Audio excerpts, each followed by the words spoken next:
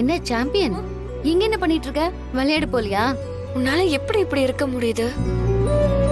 அப்பா இப்பதான் அப்படி திட்டுனாரு. உன்னால மட்டும் எப்படி அதை ஈஸியா எடுத்துக்க முடியுது மாயா? என்னாலலாம் அப்படி இருக்க முடியாது. ஈஸியா எடுத்துக்கிறதெல்லாம் நம்ம கையில தான் இருக்கு. அவர் யாரு? என்னோட அப்பா தானே. அவரு ஒரு நாள் திட்டுறதும் ஒரு நாள் கொஞ்சறதும் சகஜம் தானே. சரி, நீ எதுக்கு இவ்ளோ சோகமா உட்கார்ந்துகிட்டு இருக்க? இல்ல, எனக்கு அப்பா பேசினதை நினைச்சா ரொம்ப கஷ்டமா இருக்கு. ஐயோ தனா, எப்ப பாரு யார் என்ன சொன்னாலும் எது நடந்தாலும் நீ டல் ஆயிட்டா அப்புறம் உன்னோட ட்ரீமை எப்படி நீ அச்சீவ் பண்ணுவ? இப்படி நீ ஃபீல் பண்ணிட்டு இருந்தா அப்புறம் உன்னால எதுவும் பண்ண முடியாது. இப்ப நான் என்ன பண்ணணும்னு சொல்ற? வாமா வா, உன் அக்கா இன்னைக்கு உனக்கு ட்ரைனிங் கொடுக்க போறேன். ஏனது? நீ ட்ரைனிங் கொடுக்க போறியா? ஆமா, ஏன் சிந்து கோச்சிங் கொடுக்கறது மட்டும்தான் ட்ரைனிங்கா?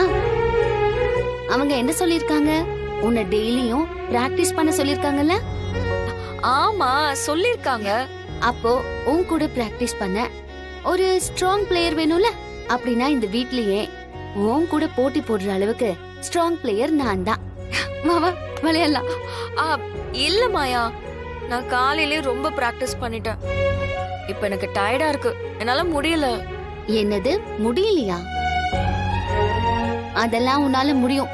வா எந்திரிச்சு. சரி வா, வார்ம் அப் பண்ணலாம். அப்புறமா நம்ம விளையாட்ட ஸ்டார்ட் அப் பண்ணலாம். என்ன நீ ஏதோ பெரிய பிளேயர் மாதிரி பேசிட்டு இருக்க? ஆமா, நான் பெரிய பிளேயர் தான். உன்னை விளையாட மோட்டிவேட் பண்ற பெரிய பிளேயர். சரி, நீ இப்படியே புடவிலியா விளையாடுவ? நோ, அதுக்கு வேற காஸ்டியூம் இருக்கு. இப்ப பார்.